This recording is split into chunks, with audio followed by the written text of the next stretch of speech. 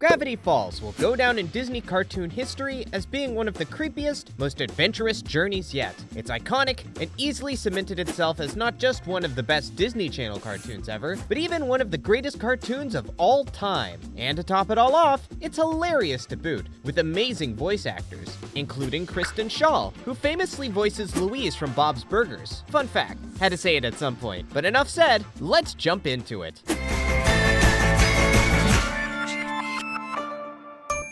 For a little bit of context, let's take a look at our main characters. Dipper and Mabel Pines are two twins who are traveling to visit their Grunkle Stan over the summer. Grunkle is great, or maybe grumpy uncle. Sounds like a basic, calm vacation, one might say. Wrong. Upon arrival, the twins quickly realize that the Mystery Shack, Grunkle Stan's house of bewilderment and unnatural oddities, is nothing but a sham of a tourist attraction. But there are real, numerous strange occurrences happening throughout the small town of Gravity Falls, Oregon. Some other familiar faces you'll be seeing around the mysterious town are Seuss, an employee for the Mystery Shack and one of Mabel and Dipper's best friends. He isn't the brightest, but he is a true friend. It's important to note that since he and Wendy both work for the Mystery Shack, they seem to be besties and are seen talking to each other on the phone consistently throughout the show. Love to see it. Wendy, Dipper's main crush and a vital character throughout. She's part of a family of lumberjacks and is overall more of a tomboy. She can be seen hanging around with the twins at the shack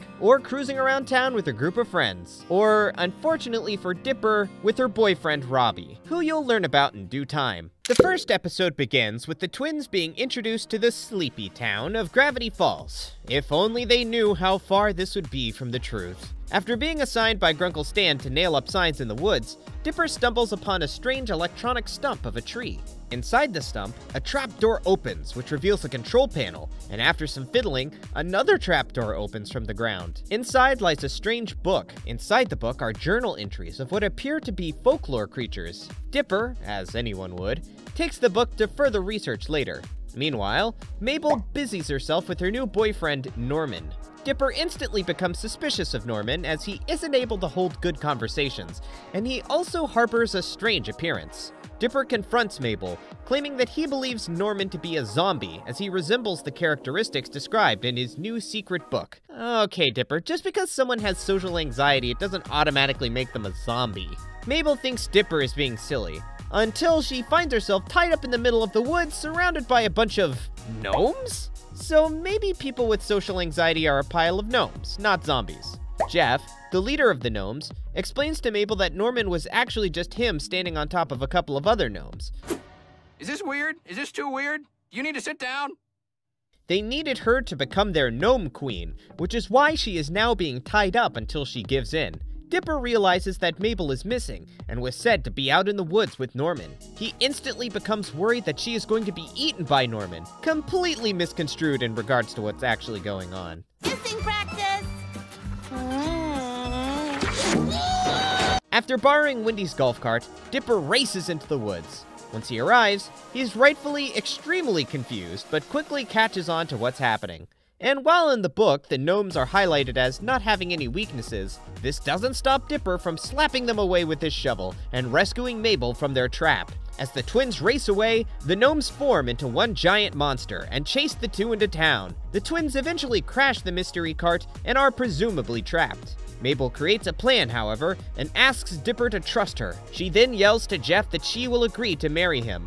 Once he comes down, he quickly accepts. Mabel then sucks him up into her leaf blower and shoots him at the giant gnome monster. She then uses that same leaf blower to start blowing the other gnomes back into the woods. After all that chaos, Grunkle Stan, who has been completely oblivious to this entire situation, behold, the world's most distracting object, offers the kids to choose anything from the Mystery Shack for them to keep. Dipper then chooses his iconic pine hat that he will be seen wearing the entire rest of the show. Mabel chooses a grappling hook. At the very end of the episode, Grunkle Stan is seen entering a secret passageway that is located within a vending machine. He closes the door quickly behind him after looking around to make sure nobody saw what he had just done. This leaves the audience from the first episode wondering, what strange activities does Grunkle Stan do in said secret room? Does he know anything about the strange phenomena within Gravity Falls? Does he have anything to do with that secret journal Dipper found in the woods? And why is he wearing that funny fez all the time? Let's keep digging together. This episode begins with Dipper, Mabel, and Seuss watching TV together when a commercial showing little Gideon, who is supposedly a psychic, pops on. Now, I want us all to look at this little freak, this absolute abomination of a human being, this weasel of a soul. Okay, anyways, moving on. The three are curious and want to go see one of his shows in person, but Grunkle Stan refuses, but he has beef with Gideon's family. The other three go anyway, and while Mabel and Seuss are impressed, Dipper sees that Gideon is clearly a fraud, and blatantly announces that he doesn't like him. Same. I mean, what? The next day, Gideon shows up to the Mystery Shack and offers to do a makeover with Mabel, to which she happily accepts. He also ends up asking her on a date, to which Mabel assumes he means a shopping date or something girly of that sort. Dipper warns her that he still doesn't have a good feeling about him, but she complains that she never is able to do anything girly, so she goes anyway. However, she quickly realizes that it isn't the girly date she had in mind. So close. Look, Gideon, I am. So decides that she will only be going on one with him. Towards the end of the date, Gideon insinuates that they will be going on another. Mabel declined this offer because she only wanted to go on one date, but is pressured into it after Grunkle Stan says that it will be a good business opportunity if Gideon's family company and his merge together. Dipper, who tries to protect his little sister from this weird arranged marriage type relationship, tells Gideon that Mabel doesn't want to date him and that he needs to back off. Gideon, enraged by this, attacks Dipper with the mysterious amulet and tells him to stay away from the secrets of Gravity Falls. After Gideon attacks Dipper with the amulet, Mabel arrives, ready to break up with him. Seeing the battle, she quickly steals the amulet from Gideon and uses it to stop the fight. She yells that she will never date him, and for him to just leave them alone. Gideon leaves, but is seen at home mumbling about revenge while reading another secret journal. This one has the number 2 on it, while Dipper's has a number 3. This won't be the end of little old me. I'm sorry, but I'm gonna need that painting back. Stan! Try and catch me, suckers! This later episode, the inconveniencing, isn't that important. Although we do meet Wendy's gang of friends, and we get a deeper look into just how much Dipper likes Wendy, and dislikes Robbie, since he and Wendy have an on-again, off-again relationship. Also, yeah, Robbie's an emo jerk, so there's your info on him. Last bit of important info, look at Dipper's little dance. Who wants a lammy, lammy, lammy? I do. Iconic. In the episode Irrational Treasure, it's Founders Day in Gravity Falls, and things aren't going the best. Pacifica Northwest, a mean girl at school and Mabel's main enemy throughout the show, is the granddaughter of the town's founder, and she's a stuck-up little rat girl. During a town speech, Pacifica asks if there's anybody who would like to say any words, to which Mabel asks to say something. Pacifica makes fun of Mabel and says that silly girls like her can't possibly talk in front of a crowd. Mabel, who is normally able to shrug off rude comments like this, is surprisingly deeply affected and vows to be more serious from now on. Whoops! I dropped another one. Meanwhile, Dipper remembers that in his journal, he read an entry that said the town founder might be a hoax, and that there's a real founder nobody talks about. Mabel decides she wants to help Dipper solve the mystery, as only mature people would be able to do so. The town deputies overhear the kids' plans, however, and start acting suspicious. The twins follow the clues written in the journal. Mabel, coincidentally not trying to be silly anymore, is the only person who is able to figure out the clues, as they all require her silly antics. She turns the map into a hat, which reveals the way to go.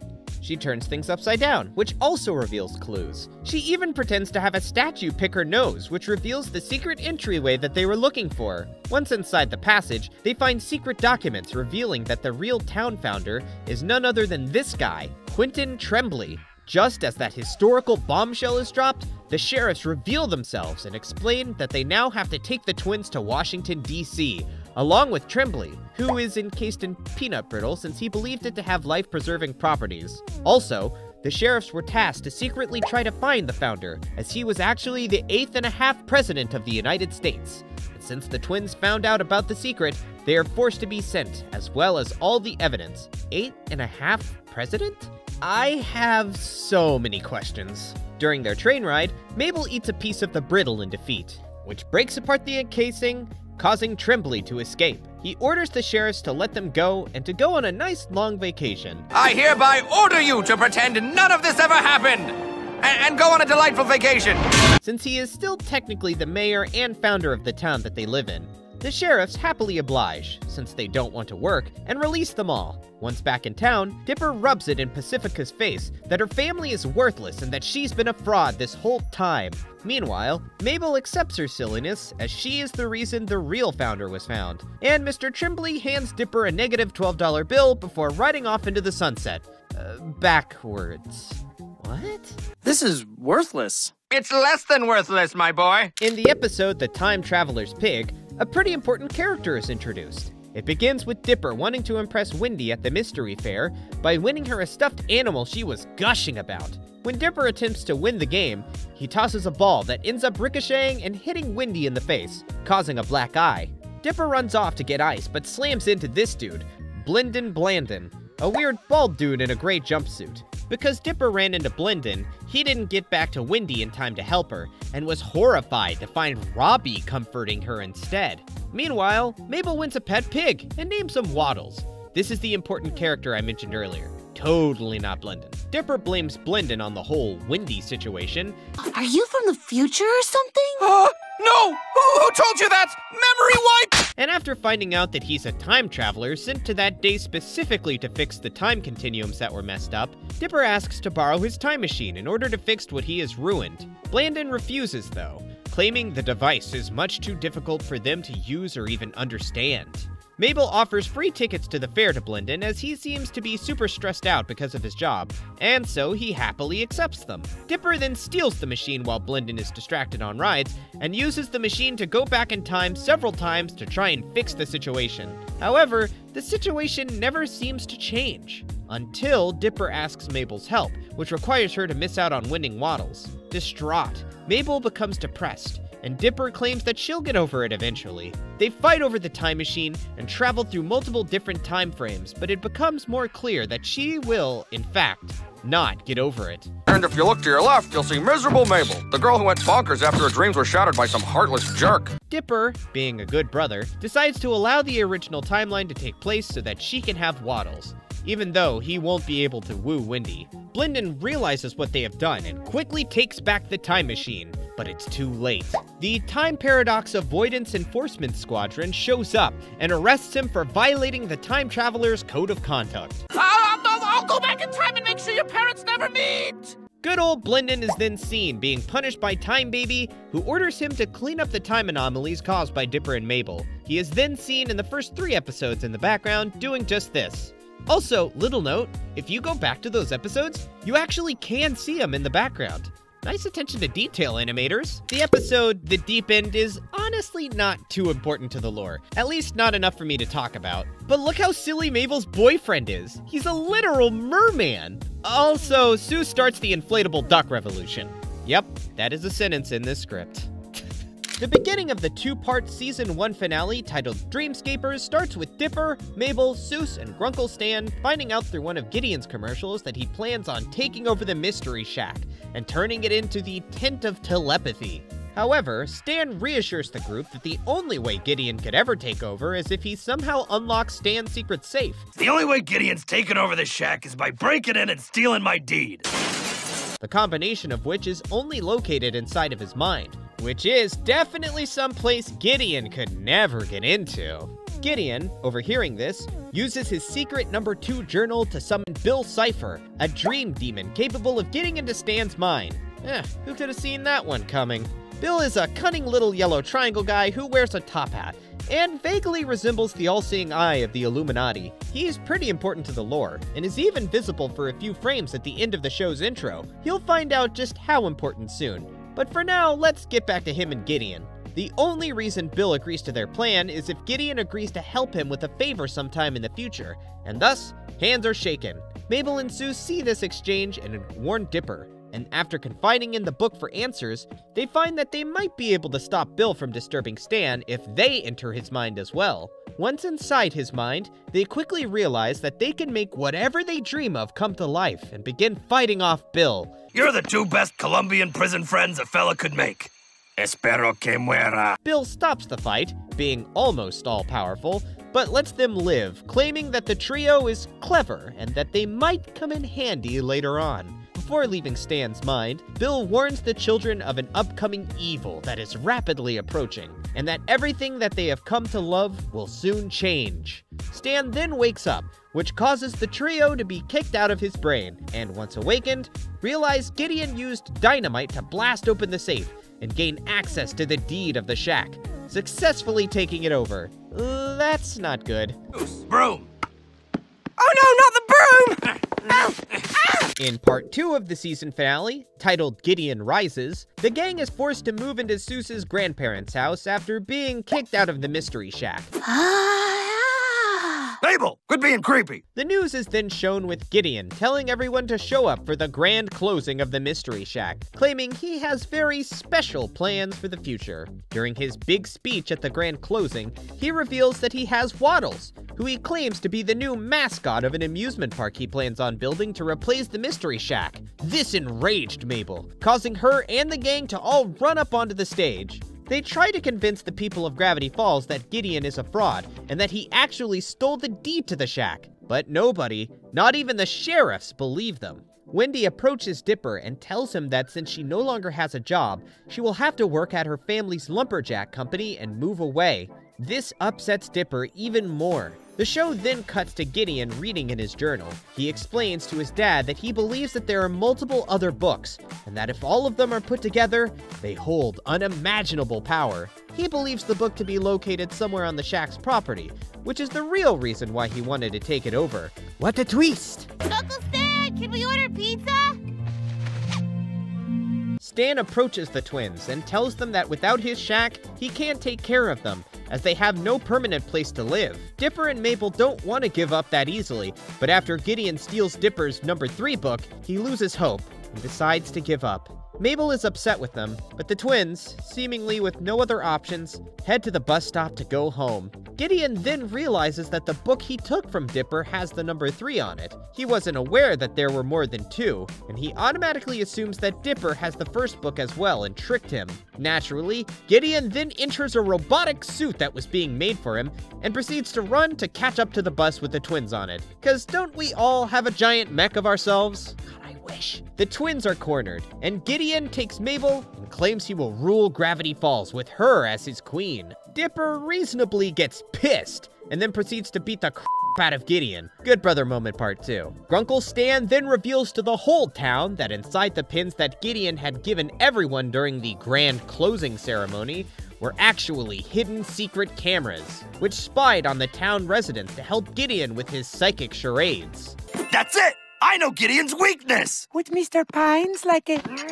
Gideon is then arrested for conspiracy, fraud, and breaking all their hearts. Oh, and before he is taken away, Stan secretly steals book number 2 alongside the deed. After gaining the Mystery Shack back, the twins finally decide to tell Stan about their secret journal number 3, to which he bursts out laughing. Stan borrows the book, saying that the thing has loads of potential for future attractions at the shack, and then walks off. The episode then ends with Stan entering his secret door in the vending machine, shown in episode 1, and going down an elevator. When entering the mysterious secret room, it is shown that Stan has in his possession the first book. What? He then puts them all together, revealing some sort of blueprint to a massive machine and the access code for it. With the machine itself in the room in front of him, Stan enters the code, and it revs up, leaving the viewers waiting until the second season for any form of explanation as to just what the heck is going on. Following the season finale of season 1, the episode Scarioke begins with Stan starting up his secret machine. When it turns on, it emits a large power surge that is strong enough to be picked up from government radar, causing 2 federal agents to travel to Gravity Falls to investigate the strange phenomena. The next morning is the grand reopening of the Mystery Shack. Dipper asks Grunkle Stan for his journal back, to which Stan happily obliges. He made copies of the book, so there's no need for the real copy anymore. All is well within the family until the government agents show up, who explain that they're looking for the strange phenomena that started the surge. Dipper is extremely happy to finally have some help with investigating Gravity Falls. One of the agents gives Dipper his card, but it is quickly taken away as Stan doesn't want anybody investigating or finding out what he's secretly doing. Dipper, now upset that he doesn't have access to the agents, rants to Wendy, and she devises a plan for him to just sneak into Stan's room to retrieve the card. Dipper, now inside Stan's room calling the agents, is able to set up a meeting, but is found out by Stan, who kicks him out. When Dipper meets up with the agents, he shows them the book, but they are less impressed with most of the entries since they sound so incredibly fake. And I mean, I can't blame them. Look at these gnomes. Dipper, now frustrated, recites a passage to summon zombies. A great plan. While this works, and the agents are shocked to see a real-life zombie in front of them, more zombies quickly start to appear, and a full-blown zombie apocalypse commences. Oh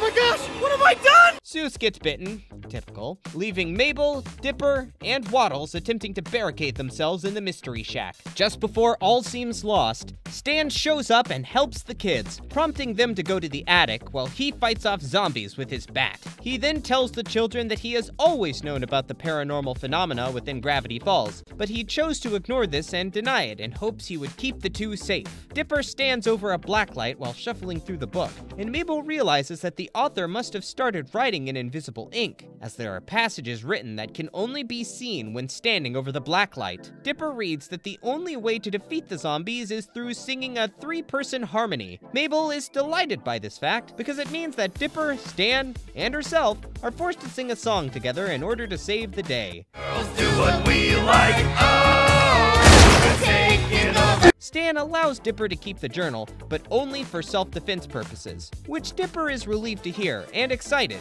because he essentially now has a whole new journal to uncover thanks to that invisible ink. Meanwhile, the agents are seen emerging from the woods, gushing about how Gravity Falls is just the place they've been searching for. Brains. Brains. Cut it out! Sorry, dude. The episode Into the Bunker begins with Dipper inviting Wendy to hang out with him and Mabel, after failing to tell her his real feelings yet again. Friends. Dude, you're laying on my bra. Once all together, Dipper, Mabel, Wendy, and Seuss find a secret passage that is allegedly, according to the new secret invisible writing found in the book, the entrance to the bunker in which the author lives in.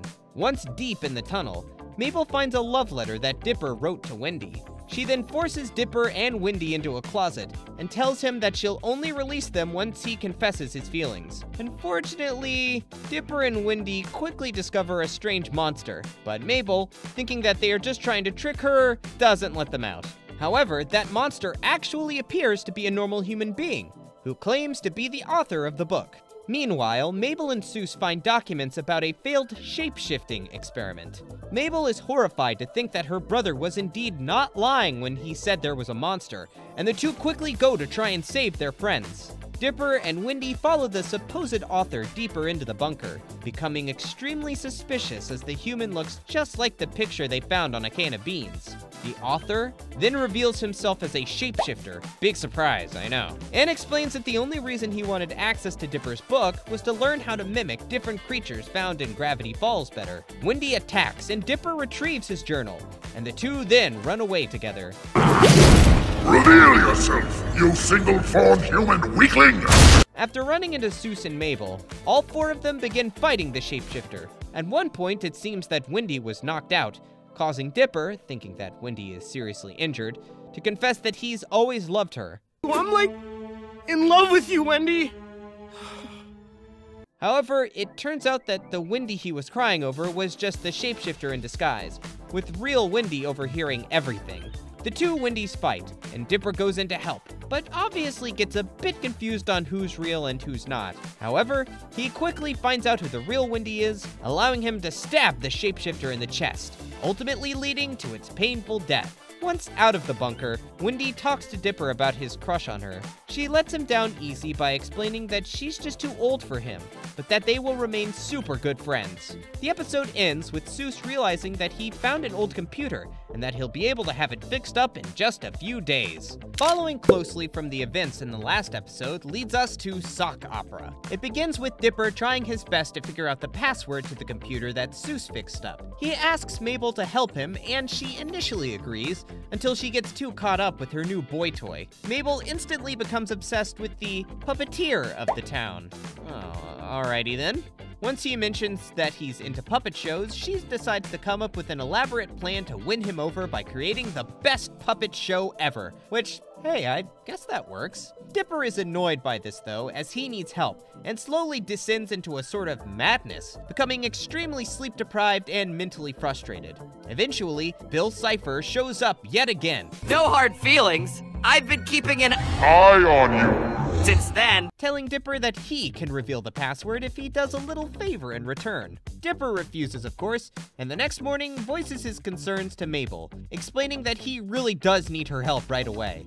Mabel agrees, until she realizes that she must improve her puppet show in order to impress her man. Dipper is, again, extremely upset by this, and that night gets a notification on the computer that says there have been too many password attempts, and that he has one more shot to open it before it deletes all information within the computer. Dipper, wigging out and scared, is approached by Bill yet again. Bill says that he will give Dipper the password if he allows Bill to use one of the puppets. Dipper agrees, since he's mad at Mabel anyways, with him assuming that Bill will choose one of the puppets Mabel had been working on. The tables are turned though. Bill then shoves Dipper's soul out of his body and possesses him, making Dipper his puppet. Once Bill gains possession of Dipper's body, he begins to smash the computer. He reveals that he wanted to get rid of Dipper, as he was close to uncovering major information that could have destroyed his big plans. Destroying his journal is another important part of getting rid of any information that he may uncover, and Bill quickly learns that Mabel used Dipper's journal as a prop in her play, since she could hear Bill, as Dipper, ask out loud where it was. I'm gonna drink it like a person. That night at the play, Dipper realizes that the only way to warn Mabel of Bill's plan is to possess an object himself, since she can't see him as he is just a spirit, and so becomes his sock puppet self. Once he is able to warn her, Mabel tries her best to retrieve the book, but is faced with the ultimate predicament: save Dipper and his life, or impress the boy of her dreams. Just kidding, obviously Mabel chooses Dipper, no question. Mabel also realizes that since Bill is inside Dipper's body, he has the same weaknesses as him. She then proceeds to tickle him and explain that Dipper has been awake for several days now, and is bound to pass out any minute. As if commanding his body, he then collapses onto the floor. Bill is kicked out of Dipper's body, allowing Dipper to repossess his original meat vessel. Bill warns the two that this isn't the last that they've seen of him, while possessing a sock puppet. Mabel then uses the fireworks that were left for the end of the show to blow up the puppet that he was possessing. While the episode ends with the twins' content, it ends with Mabel failing relationship-wise, yet again. I'm sorry. It looks funny when you're mad. The episode Society of the Blind Eye begins with Dipper and Mabel realizing that on their smashed-up computer, it reads McGucket's Labs, likely alluding to Old Man McGucket. McGucket is a reoccurring character within Gravity Falls, and is seen as a delusional hillbilly man. He's been in a few episodes before this, but just trust me, he wasn't exactly important until now. Dipper is convinced that McGucket is most likely the writer of the journals, and so heads out with Mabel to confront him, grabbing Wendy and Seuss as well. Once there, McGucket denies knowing anything, and even explains to them that he actually has no memory of the past. Dipper flips through the journal to search for some clues, and is bewildered as he lands on the Blind Eye Society page. He becomes convinced that somehow McGucket had found out something rather important, and that he must have had his memory wiped clean. The group heads to the town's museum, which is apparently the source of McGucket's first memories. Once there, they find a secret entrance, and find cult members erasing memories from another town resident, Old Lady Susan, with her memory appearing to be sucked up into a tube. The gang quickly realizes that the cult apparently has been erasing everybody's memories the moment that they encounter something paranormal. I'll hand-bone a message if there's trouble. And once the cult isn't in sight, they begin searching for McGucket's hidden memories. As things unfold, McGucket retrieves his own memory tube while the rest of the gang get found out by the cult members. The leader reveals himself and explains that the townspeople of Gravity Falls started getting weird and existential whenever they realized how much of the paranormal existed. So they took it upon themselves to rid the townspeople of such worry by wiping their memories. In their eyes, it's better to be blissfully unaware than question your own existence and the world's mysteries. They then try to use the machine on the children, But Old Man McGucket comes to the rescue and shields them with his already blank mind. The roles are reversed, and the gang are able to erase the cult members' memories of ever being a part of the Blind Eye Society in the first place. They plug McGucket's memories into a TV and discover that McGucket used to be a genius scientist. He was also the original leader/creator of the Blind Eye Society and created the mind-wiping machine himself. A while ago, he was asked by the writer of the journals to help them with a project that was supposed to greatly help mankind. After something went wrong, he abandoned the project and erased his memories due to the trauma of the situation. McGucket slowly kept erasing his memories whenever something bad happened in his life, never actually being able to face any consequences to his actions. Dipper, slightly disappointed that McGucket wasn't the writer of the journals, asks McGucket if he remembers the writer of the journals, but apparently the memories are too fresh, so it may take him quite some time to remember. The episode ends with us seeing that Grunkle Stan is still working on his weird project in the basement. Here's a big one. The episode, Not What He Seems. Stan is finishing up on a machine and appears to be using toxic chemicals to do so. The next day, Stan attempts to tell the children about his secret, but before he can, he gets tackled by the secret agents that were investigating Gravity Falls previously during the zombie apocalypse episode. The agents explain to the children that Stan is the suspect of stealing hazardous chemicals. Ground team, move, move, move! Break down the door! Or maybe not. And that for now, they're going to have to send them to child services. Dipper and Mabel, obviously distraught, attempt to clear Stan's name, until they realize that he is in fact the person who stole the chemicals. The twins decide to go down to the vending machine after finding that Stan not only has several fake IDs, but also was said to be dead in a certain news article. Once inside the lab, they find the journals and the machine. Apparently, if the machine malfunctions and doesn't work, it could cause the end of the universe. All of that power laying under some crummy tourist attraction. Wow. Dipper, enraged that Stan has been lying to them this entire time, figures out how to override the machine and shut it down. Come on, Stan, you gotta think of a way out of this. Think! Think! Stan, who easily escaped from the detectives, this probably isn't his first rodeo, makes his way down to the lab and begs them not to override it. Mabel, being the one who's closest / has access to the override button, decides after much debate to trust Stan. The machine activates, and after nearly destroying everything, a six-fingered man that looks just like Stan walks out of the portal. Okay, epic family reunion moment. The episode ends with Stan and his twin brother swinging together as children. Now we have a tale of two Stans, which is a big old prequel episode. Growing up, Stanford Pines and Stanley Pines were twin brothers. Stanford Pines was the writer of the journals, while Stanley Pines was his pretty normal brother. The two were distant for a while as Stanford had a passion for school and ditched Stanley's wishes to sail the world together. After having a special interest in the paranormal, Stanford moved to Gravity Falls, as of course, that's where he found the most paranormal activity. Meanwhile, your old Uncle Stan was doing great. He began research and declared that the paranormal must be coming from a different dimension. He then set out to create his machine that would allow him to enter this otherworldly place. Stanford then asked McGucket to help him, because he was a past friend and colleague from college. But once McGucket got sucked into the machine, and thankfully pulled out, he apparently was never the same. He would also repeat a strange phrase: "When gravity falls and earth becomes sky, fear the beast with just one eye." He later quit, saying their mission was too dangerous. Fair enough. Not knowing what else to do or who else to trust, Stanford asked Stanley to move to Gravity Falls in order to help him with his research. Just give me a few more days, Rico. I'll pay your goons back, I swear. The two got into a fight almost immediately, which resulted in Stanley pushing Stanford into the portal. Ah, come on! Stanford!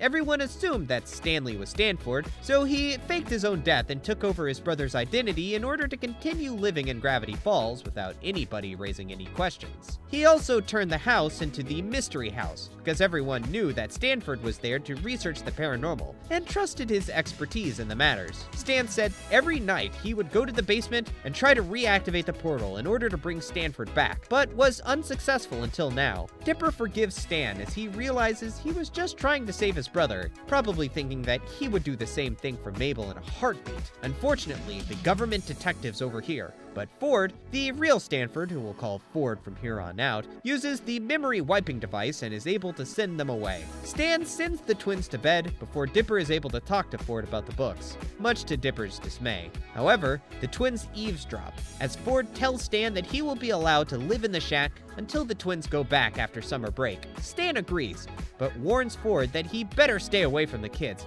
as he doesn't want any harm ever coming to them. Okay, Stan being a good family member 2 of 2 today. He's on a roll. Meanwhile, Seuss calls Wendy and tells her all about the drama that's been going down. He's seen talking to her for several hours. Definitely a Seuss thing to do. I'll shoot some ladder ships, Necronomicon Uppily, Don't Wake Stall. The episode The Last Mabelcorn begins with Bill Cipher telling Ford that he will soon have control over the real world. More telling though, he refers to Ford as his old pal, indicating that they have history together. Bill reveals to Ford that he's been making deals with old friends for plans when he gets to Earth, and warns Ford that despite him destroying the portal he used to get himself back to Earth, Bill's ace in the hole is the last remnant of the rift, which, when unleashed, will act as a gateway for himself and all his cronies. After waking up from his nightmare, Ford rushes to warn his family of the impending dangers that are about to occur. Ford asks the twins if they know of or have met Bill, and listens to them tell the stories of what has happened the last 2 times they've encountered him. Ford then explains that while Bill seems to be growing in power, he may have a way to shield the Mystery Shack from any harm. He needs several magical items in order to shield, so he sends Mabel off to find some unicorn hair. Ford then takes Dipper down to his second basement, where he explains that if Mabel fails in finding the unicorn hair, then they must prepare to shield their minds from Bill. He explains to Dipper that Bill is an ancient entity that seems to be older than their galaxy. He comes from the Nightmare Realm, but isn't able to directly impact their universe because he has no physical body. The reason why Ford shut down their portal is because he didn't want Bill to be able to go through it. In the middle of the night, Dipper put a mind-reading device on Ford, and found that he used to be friends with Bill. I'll erase you right out of Ford's head! It's me, Dipper. It's your uncle. After being questioned about it, Ford reveals that he was indeed once friends with Bill, but only because he was lied to about his true intentions. Bill struck a deal with Ford, saying that he would help Ford finish his portal if he could have full access to Ford's mind. Ford agreed, but after McGucket was sucked into the portal, he realized that Bill was evil. Ford, asking Bill about it, found that Bill only wanted to use the portal to teleport from the Nightmare Realm to Earth, to show Earth how to party with all his demon friends. After this, Ford shut down the portal, but Bill claimed that it was already too late. Again, that cosmic snow globe with the rift inside is the key to the chaos. Mabel then shows up with all the magical ingredients, and the Mystery Shack is presumably safe. Bill is seen at the end of the episode watching everything unfold from the Nightmare Realm, as he searches for someone outside of the Mystery Shack to take control of. Sleep now. This episode is the beginning of the end, titled Dipper and Mabel versus the Future. It begins with the Rift Globe's glass being slightly cracked open. Ford is obviously concerned. As if the glass is shattered, Bill has a passage to reality, and it'll lead to the end of the world. And so, Ford grabs Dipper, and the two go off to find an alien adhesive to patch the thing up. They go off to a UFO crash site, where Ford reveals that the abnormal effects of gravity falls were either caused by the UFO crashing, or the UFO crashing was due to the abnormality of gravity falls. Crazy. Wait, no! Meanwhile, Mabel is trying to plan her and Dipper's 13th birthday party, but nobody can go. So neither of you are gonna be at my birthday party? Oh, and she also finds out that high school actually sucks, and that growing up is just unfortunate in general. Big shocker. We've all been there, Mabel. We've all been there. She does make peace with the idea by realizing that Dipper is her twin, and that the two will always have each other. Oh yeah? You think you can scare me? until she overhears Dipper agree to stay in Gravity Falls to be Ford's apprentice throughout the school year. When Dipper returns, Mabel is extremely distraught. She goes outside and is greeted by Blendon. He talks to Mabel and explains that he'd be able to make a time bubble for her and make her summer last forever if she gets the gadget that is in Dipper and Ford's possession. Mabel is unaware of the importance of the object and gladly hands it over, as she doesn't want to leave the summer behind, and more importantly, certainly doesn't want to leave Dipper behind. Once the gadget is in his hands, he smashes it onto the ground and reveals himself as Bill. Dun dun dun! Stan and Dipper run out and realize what has occurred, leading to what Ford has been calling Weirdmageddon. Time for the finale. This is Weirdmageddon, Part 1. The episode begins with Mabel being encased in a pink bubble locked with chains. Bill then gains a real form, as he is finally fully released into the world. Blendon Blandon, finally coming back to his senses, freaks out as he realizes Bill took control over his body, and he runs away while alerting the time police. Bill, now sentient and in the flesh, is able to call his other friends from the Nightmare Realm into Gravity Falls. He proclaims to the town people that he will be their new ruler, and even goes as far as to melt a statue of Nathaniel Northwest, who all the townspeople know as their founder. Obviously, the townspeople are extremely confused and distraught as Bill turns their world upside down and inside out, literally. You know things have gone bad when even the intro changes. Ford tells Dipper that the only logical way for them to defeat Bill is to shoot him back into the rift before the whole world is engulfed in his chaos. He presents Dipper with a gun device that will be able to do this, but, unsurprisingly, they find that it's almost impossible to hit him with it. Bill ends up capturing Ford and turning him into a gold back scratcher, as one does. But before this, Ford gives all 3 books to Dipper and tells him that there may be another way to defeat Bill. Do it! Bill! However, Bill, seeing that Dipper has the books, burns them directly in front of him before he has a chance to find out any hidden answers. Yikes, things are looking grim. 3 days later, Dipper finally finds Wendy. Or maybe she found him? He was caught in one of her post-apocalyptic traps. While talking to each other, Dipper mourns his loss of Mabel as he hasn't been able to find or reach her. In response, Wendy does what she does best and gives him a 5-star pep talk when suddenly they see Mabel's floating bubble. Wendy and Dipper head to an abandoned automart to steal a car in order to drive to Mabel's bubble, but are quickly reprimanded by Gideon's little minions. Yep, he's out of prison, folks. Justice has failed. Gideon explains that Bill put him in charge of watching over Mabel's bubble, even giving him the key to her heart. Or maybe her shooting star, I guess? Not the smartest idea to blab, Gideon, but we get that you're excited. Get back! Get back, or I will drop kick him, I swear! The two are successful in stealing a car, but then are faced with an epic chase, complete with weird-ass bubbles.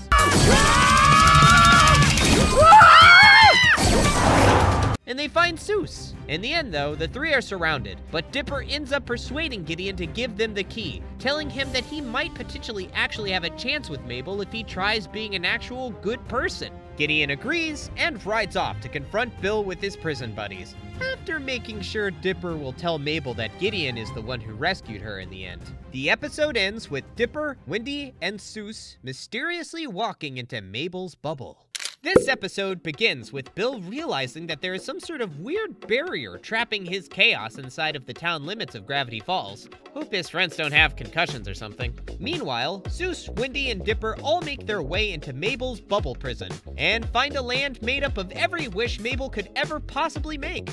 Nice prison, I guess. They find her sleeping peacefully at the top of her tower, and when they mention rescuing her from the bubble, she objects, saying that she is perfectly happy in her safe world where she is the ruler and everything is amazing. At first, Seuss and Wendy argue with her, but they both succumb to the magic bubble's persuasion quickly. Seuss, mijo, I have returned. Holy, whoa. Dad? Dipper's the only one able to resist the temptations that the bubble offers. Later, in Mabel Land, Dipper is approached by Wendy, who tells him how smart he is, and that if he were older, they would date. She then tempts him to wish for that exact thing to happen, which is exactly when Dipper realizes that she's a fake. Once realization hits, the Wendy clone creepily turns into bugs, and Dipper is warned that he is always being watched. He then audibly says that he wants to go back to reality.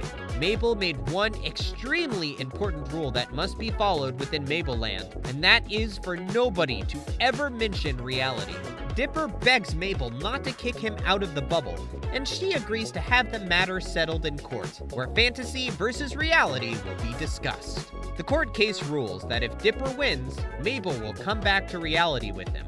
But if Mabel wins, then Dipper will be banished forever. It begins with a strong fantasy lead, saying that if Mabel were to stay in Mabel Land, then nothing bad would ever come to her. Dipper counters this, though, by saying Mabel doesn't actually want to stay in Mabel Land. She just doesn't want to be alone. He assures Mabel that growing up will be hard, but it will be made slightly less hard because she'll be going through it with people who love and care about her deeply, including her friends and family. He also swears that he will give up his apprenticeship opportunity in order to grow up with Mabel. Dipper and Mabel hug, which triggers the release of the hold Mabel had on the bubble. Everything gets all scary and bug-infested. Ugh. But ultimately, Mabel uses a needle to pop her bubble prison. Meanwhile, in reality once again, they decide to take shelter in the Mystery Shack, where they quickly find other refugees, including Stan. Continuing on with part 3 and 4 of Weirdmageddon, we have Dipper and Mabel reuniting with everybody from the Mystery Shack. Once there, the kids learn that the magical spell that they had casted with Ford involving the unicorn stuff actually worked. No nightmare entities or weirdness can harm them inside of the shack. We have several injuries. Ooh, ow! Ah, my liver, girl! At first, everyone was somewhat okay with staying in the Mystery Shack until the foreseeable future, until they saw on TV that all of their friends and family had been trapped in agony, engulfed by stone, and made into a throne for Bill. They then get the wild idea that since the Mystery Shack is invincible to weirdness, then it might be able to fight against Bill as well. In order to do this, they have to take the Mystery Shack to him. But how exactly would they do so? Don't worry, you'll see. Meanwhile, Bill is trying to figure out how to leave the bubble that Gravity Falls has trapped him in order for him to take over the entire world and then the galaxy. After Bill unfreezes Ford to try and see if he knows what's causing him to be trapped, Ford blabs and refuses Bill entry into his mind to steal the info. Bill needs a handshake to enter a mind. Bill then chains him up and attempts to torture it out of him. Cut back to the shack, and as we all predicted would happen back in episode 1 of the series, it's being turned into a giant Power Rangers-ish mech. We all did think that had happened, right? Well, we can all agree that it's awesome, right? The mech is brought right up to Bill's pyramid, and after the shack beats all of Bill's friends, they've got to deal with the Golden Dorito Man himself, but not before he pledges to Ford to torture the kids in order to pry the info to free himself out of him, and then freezes Ford again. While Bill deals with the shack, the people within secretly fly out and into the pyramid to rescue Ford and the townsfolk, and find the only person who isn't frozen is Gideon, who's forced to dance for all eternity. Ugh, that's gotta be rough on the legs. Anywho, everyone is freed, and Ford hopes to figure out the secret way to defeat Bill. He creates a circle full of prophesized symbols, all of which represent members of the cast of the show. If you paid attention to the couple of seconds where Bill appears at the end of the intro of the show, this thing should be familiar to you. Everyone lines up on their corresponding symbol, except for Stan, who wants the thank you from Ford for spending all of those years trying to save him that he never got. The chain breaks, and Bill shows up to kill any semblance of hope the group had. Once there, Bill turns all of their friends into banners and proceeds to threaten Stan and Ford with the lives of their grandchildren. Mabel cleverly sprays spray paint into Bill's one eye,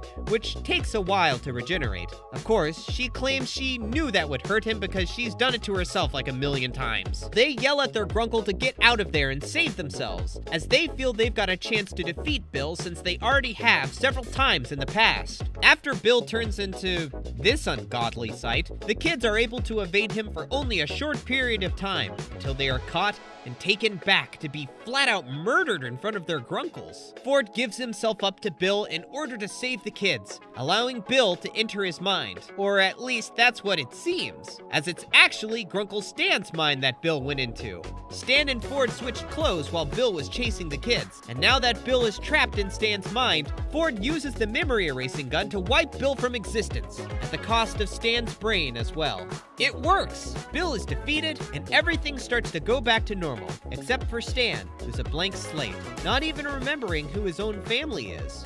Eventually, though, Stan remembers his life thanks to Mabel's scrapbook. What this is or who you are or... God! Quit it, Waddles! I'm trying to remember my life story! And the entirety of Gravity Falls goes back to normal, with just a touch of extra weirdness thrown in for fun. Dipper and Mabel have their 13th birthday party, Stan and Ford decide to finally fulfill their childhood dream and set out on the ocean to conquer the anomaly, and Seuss becomes the new owner of the Mystery Shack. On their last day, Dipper and Mabel head off to the bus station and say bye to their friends. Dipper and Wendy switch hats, with Wendy giving Dipper a letter to read the next time he misses the place, and Mabel taking home Waddles. Everyone grows and changes for the better, and Dipper opens the letter to see the words, "See you next summer," written down, alongside the signatures of all the friends he and Mabel made that summer. The bus rides home as the show finally comes to a close. However, at the very end of the credits, we can see Bill still has some weird stone form of himself out there, waiting for someone to shake his hellbound hand in the wilderness.